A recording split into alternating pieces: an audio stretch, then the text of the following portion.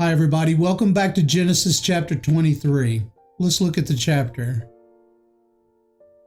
Genesis 23, Death and Burial of Sarah. Now Sarah lived 127 years. These were the years of the life of Sarah. Sarah died in Kiriath-arba, that is, Hebron, in the land of Canaan. And Abraham went in to mourn for Sarah and to weep for her. Then Abraham rose from before his dead and spoke to the sons of Heth, saying, I am a stranger and a sojourner among you. Give me a burial site among you, that I might bury my dead out of my sight. The sons of Heth answered Abraham, saying to him, Hear us, my lord. You are a mighty prince among us. Bury your dead in the choicest of our graves. None of us will refuse you his grave for burying your dead. So Abraham rose and bowed to the people of the land, the sons of Heth. And he spoke with them, saying, If it is your wish for me to bury my dead out of my sight, hear me and approach Ephron, the son of Zor, for me, that he may give me the cave of Machpelah, which he owns, which is at the end of his field. For the full price, let him give it to me in your presence for a burial site. Now Ephraim was sitting among the sons of Heth, and Ephraim the Hittite answered Abraham in the hearing of the sons of Heth, even of all who went in the gate of his city, saying, No, my lord, hear me. I give you the field, and I give you the cave that is in it. In the presence of the sons of my people, I give it to you, bury your dead. And Abraham bowed before the people of the land. He spoke to Ephraim in the hearing of the people of the land, saying, If you will only please listen to me, I will give you the price of the field, accept it from me, that I might bury my dead there. Then Ephraim answered Abraham, saying to him, My lord, listen to me. A piece of land is worth 400 shekels of silver. What is that between me and you? So bury your dead. Abraham listened to Ephraim, and Abraham weighed out for Ephraim the silver which he had named in the hearing of the sons of Heth, 400 shekels of silver, commercial standard. So Ephraim's field, which is in Machpelah, which faced Mamre, the field and cave which was in it, and all the trees which were in the field, that were within all the confines of its border, were deeded over to the Abraham for a possession in the presence of the sons of Heth, before all who went into the gate of his city. After this, Abraham buried Sarah his wife in the cave of the field of Machpelah, facing Mamre.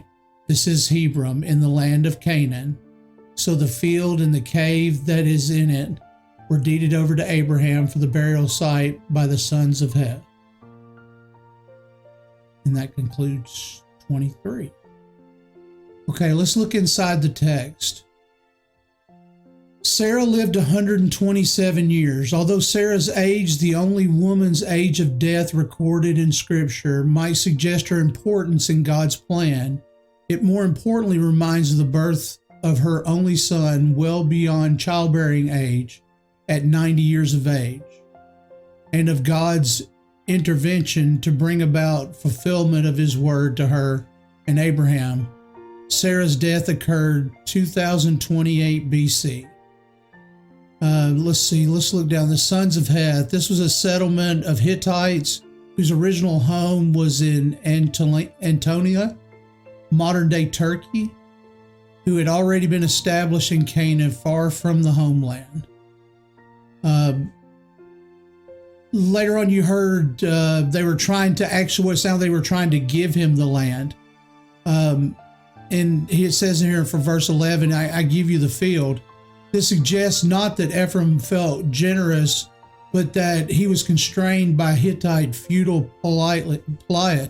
Oh,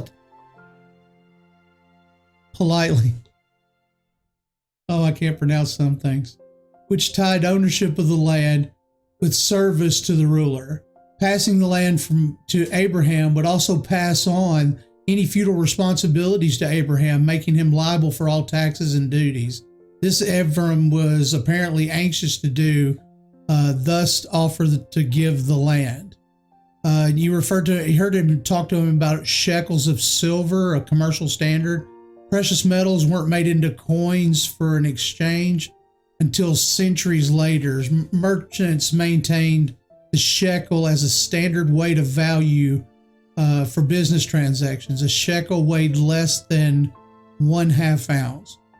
Not sure how much that contends to the verse. That's more of one of these little pieces of information of history that you'll get in a study Bible that you might not get into others. And another point of here was down in verse 20. So the field and the cave were deeded. This is an important summary because finally, after years of nomadic wandering, Abraham owned a small piece of real estate in the midst of all the land divinely promised to him and his descendants. The cave also became many years later the family burial plot for Abraham, Isaac, Rebekah, Leah, and Jacob, with Rachel being the exception. So this piece of land, finally, that Abraham has a piece of land in all of this because he had been wandering all these years.